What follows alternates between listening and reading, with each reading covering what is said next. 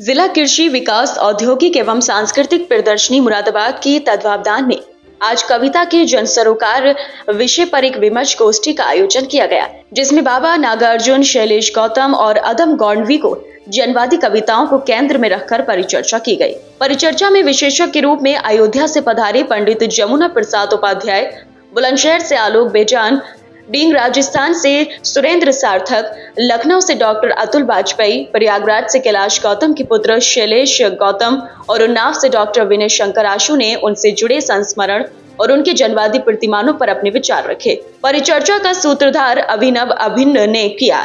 जनवादी कविताओं पर प्रकाश डालते हुए अतुल वाजपेयी ने कहा कि जो साहित्यकार सुविधा के सहारे जीता है वह दुविधा की भाषा बोलता है। हमें बाबा नागार्जुन यही प्रेरणा देते हैं कि हम स्पष्टवादी बने, जनप्रिय बने और लोकहित में साहित्य सृजन करें। सुरेंद्र सार्थक ने अपने विचार रखते हुए कहा कि जनवादी कवियों ने महलों से कविताओं को निकालकर खेत, गांव और जमीन तक पहुंचाया। उन्होंने कविता सुनाते हुए कहा कि साहित्यकार सोने का ताज नहीं, मिट्टी का ताज पहनता है, दरबारों का जानकार नहीं, जनता का शहनाज बनना चाहता है। सुरेंद्र सार्थक ने अपने विचार रखते हुए कहा कि हम छंद के अनुशासन में अपने भाव को पूरी तरह व्यक्त नहीं कर पाते। छंद का बंधन और भाषा की क्लिष्टता से कविता जनता से वंचित हो जाती है। जनता के सरोकारों को समाज कर बीच रखने के लिए निम्न, मध्य और उच्च वर्ग को समान रूप से कविता में समाहित करना ही सच्चा जनवाद है। कैलाश गौतम के पुत्र शैलेश गौतम जनवादी कविता में जनता के सरोकारों पर प्रकाश डालते हुए कहा कि जनता की खुशी,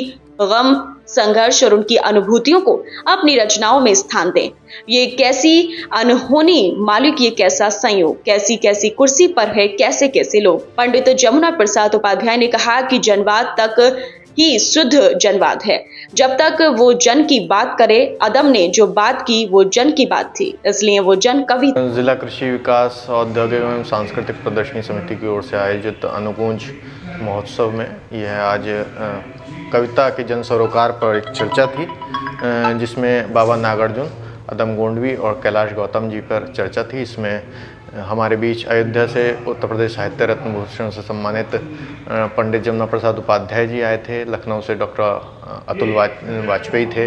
इसमें उन्नाव से डॉक्टर विनय शंकर दीक्षित जी थे। राजस्थान से हमारे बीच सुरेंद्र सार्थक जी थे। कैलाश गौतम जी के पुत्र शैलेश गौतम और बुलंदशहर से आलोक बेजान जी थे। आप सभी ने परिचर्चा में साथ दिया। अनेक प्रश्न सूत्रधार के रूप में मेरे द्वारा पूछे गए थे।